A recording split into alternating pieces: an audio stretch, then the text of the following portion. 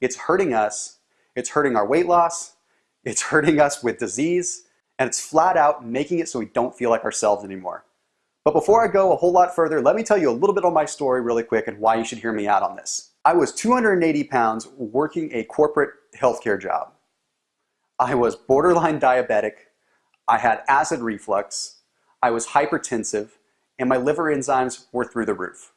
But the worst of all of it is I felt like total garbage because I used to be an athlete, and here I was sitting at a desk job weighing 280 pounds, thinking that I was doing all the right things, thinking I was eating all the right foods, but not being able to lose a pound and not being able to kick my ailments.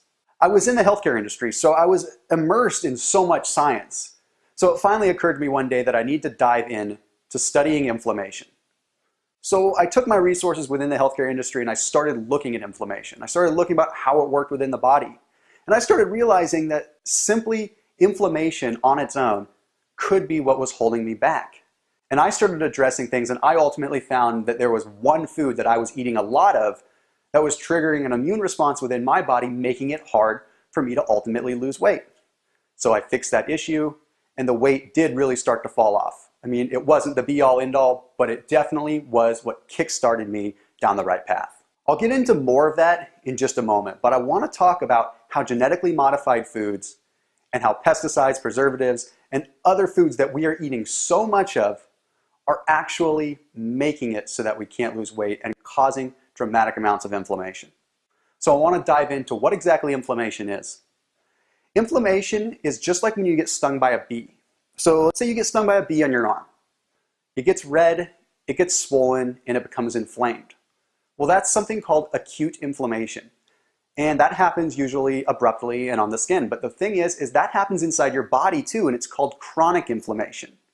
And it's the swelling, it's the inflammation, it's the immune response that happens within your body. And the way that it happens is there's an enzyme in your body called cyclooxygenase enzyme 1, COX enzyme 1. And that enzyme triggers the release of something that are called prostaglandins.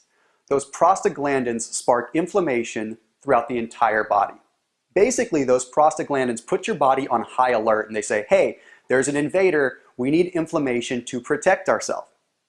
So that's what happens. And to make it a little bit clearer with what COX enzyme 1 is, when you take an aspirin or when you take an ibuprofen, those pills directly inhibit COX-1 to reduce inflammation. That's why they're called anti-inflammatories. So you can imagine that if you're eating foods that are stimulating that enzyme, stimulating the COX-1 enzyme, it's doing the opposite of what an aspirin or an ibuprofen would do. It's causing inflammation. And what happens when your body has inflammation in it is your intestinal tract can become inflamed, which means you're not absorbing nutrients, which means that your joints are swollen on the inside, causing you pain, which means that literally your brain can be swelling, making it so that you have brain fog and you can't think clearly. But for the sake of weight loss, especially in my particular case, my intestinal tract was inflamed. I wasn't absorbing nutrients. So it was like I was going into starvation mode. My body was saying, hey, you're not getting calories, so we need to put you in starvation mode and start storing fat, even though I wasn't eating that much, even though I was eating the right foods. So it's pretty crazy. Once those cortisol levels go up and you start storing body fat, it's just a downhill spiral, and you have to reverse that. And what happens is when you eat the same food over and over and over again, even if it's healthy, your body starts to respond that way by saying, hey, why do we have this food constantly coming in? It must be bad. So it raises a red flag and it triggers inflammation.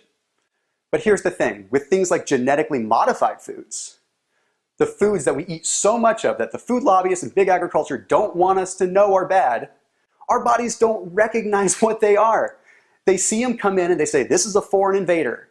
This is something that is wreaking havoc on the body because the body doesn't know what it is. So what does it do? Boom, it shoots up the red flag again. It causes the inflammation to protect you. Your body is just trying to protect you, so it's really not your fault at all. Nobody is telling us what's going on. We're just stuck to eat the same foods over and over again and expecting a different result. The more I think about it, the more upset I get, but it's almost like I think about the tobacco industry back in the 50s and 60s. You know, tobacco lobbyists, they just pushed tobacco constantly and nobody thought it was bad. And then here we are, decades later, we know that tobacco causes cancer. Well, The same thing I can almost guarantee is going to happen in 10 or 15 years with genetically modified foods and all the foods that we're eating that we think are good for us, but they're bad. We're going to find out